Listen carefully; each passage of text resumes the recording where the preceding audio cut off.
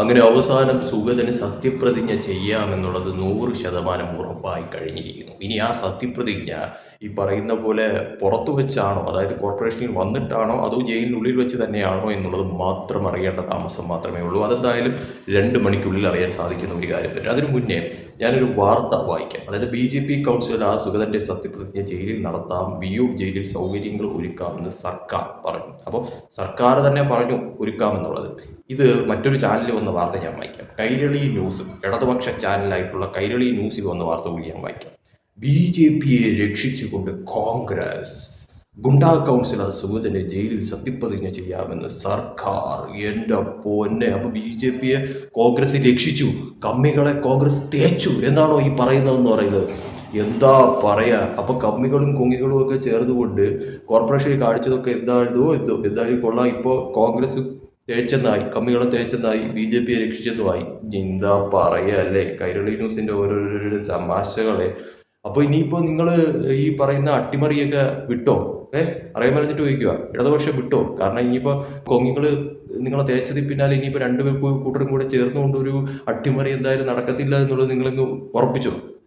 ഇനിയിപ്പോൾ തേച്ച സ്ഥിതിക്ക് ഇനിയിപ്പോൾ പറഞ്ഞിട്ട് ഒരു കാര്യമില്ല. കാരണം നിങ്ങൾ അവിടെ ശബരിനാഥ അവിശ്വാസ പ്രമേയവും കൊണ്ടുവന്നപ്പോഴത്തേക്ക് നിങ്ങൾ അവരെ തേച്ചില്ലേ? അതുപോലെ ഇപ്പോൾ ഇവർ നിങ്ങളെ തേച്ചു എന്ന് കൂട്ടിയാൽ പോരെ? സമാസമമായില്ലേ കാര്യങ്ങളുടെ ഒരു കിടപ്പുവശം? മനസ്സിലായില്ലേ? എന്തായാലും കൊള്ളാം. സംഘികൾക്ക് എന്തായാലും വളരെയധികം ആശ്വാസം തന്നെയാണ്. കാരണം സുഗതന് അയോഗ്യതയില്ല, സുഗതന് സത്യപ്രതിജ്ഞ ചെയ്യാം, കൗൺസിലറായിട്ട് തുടരാം. അത് ഈ പറയുന്ന രീതിയിൽ ഇനി ജയിലിനുള്ളിൽ വെച്ച് തന്നെയാണോ അതോ ജയിലിൽ നിന്ന് പുറത്തിറങ്ങിയിട്ടുള്ള ഒരു വിധി വരുമോ എന്ന് മാത്രം നോക്കിയാൽ മതി. ഇനി എന്തായാലും അങ്ങനെ ജയിലിനുള്ളിൽ വെച്ചാണെങ്കിൽ VV രാജേഷിന് തീർച്ചയായിട്ടും ജയിലിലേക്ക് പോവേണ്ടി വരും സത്യപ്രതിജ്ഞയ്ക്കായുള്ള കാര്യങ്ങൾക്കായിട്ട്.